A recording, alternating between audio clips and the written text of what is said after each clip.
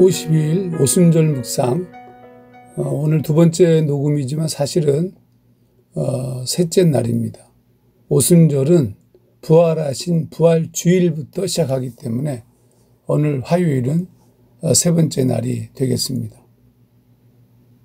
예수님께서 부활하신 그 사건에 천사를 통해 가지고 제자들에게 알리라고 하신 말씀, 너희보다 먼저 갈릴리로 가시나니 전에 너희에게 말씀하신 대로 거기서 너희가 배우리라.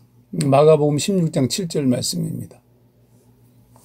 그러면 이제 주님은 이제 갈릴리로 가시면 돼요. 이 얘기는 이미 제자들에게 여인들이 가서 얘기하면 되는 것이고, 더더욱이 이 주님의 부활 사건은 우주적 사건이고 개인적인 일이 아니었습니다. 그런데 이제 주님이 이상한 행동을 하신 거예요. 부활을 공지할 때도 나타나지 않으셨던 예수님이 매우 개인적인 모습으로 막달라 마리아에게 나타나신 것입니다.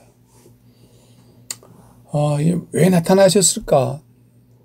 제가 주일날 예배 시간에도 얘기했지만 나타나신 이유를 아무리 생각해도 알 수가 없어요. 왜냐하면 예수님의 구원 사역, 전 세계적, 전 우주적 사건이거든요. 개인에게 나타나실 이유가 없어요, 사실은. 예수님은 그 제자들과 갈릴리에서 만나고 난 후에 그 다음에 하늘로 승천하시면 되는 사건이었는데, 제자들이 물론 이제 갈릴리로 오지 않으셨어요. 물론 오지 않아도 상관없습니다. 예수님의 구속 사역이라는 것은 제자들이 없이도 진행될 수 있어요, 얼마든지. 근데 예수님이 막달라 마리아를 만나신 겁니다.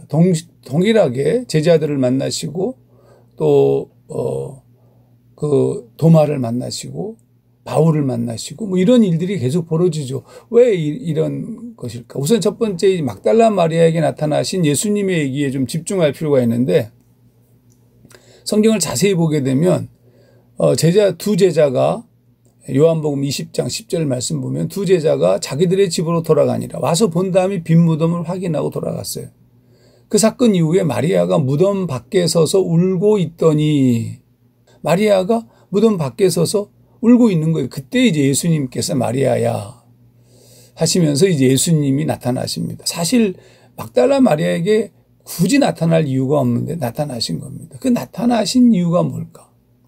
마가복음 16장 9절에는 예수께서 안식 후 첫날 이른 아침에 살아나신 후 전에 7 귀신을 쫓아내어 주신 막달라 마리아에게 먼저 보이시니, 먼저라는 표현을 썼어요. 이 먼저라고 번역된 헬라어는 프로톤인데 무엇보다도 먼저, 처음으로, 그러니까 제일 먼저.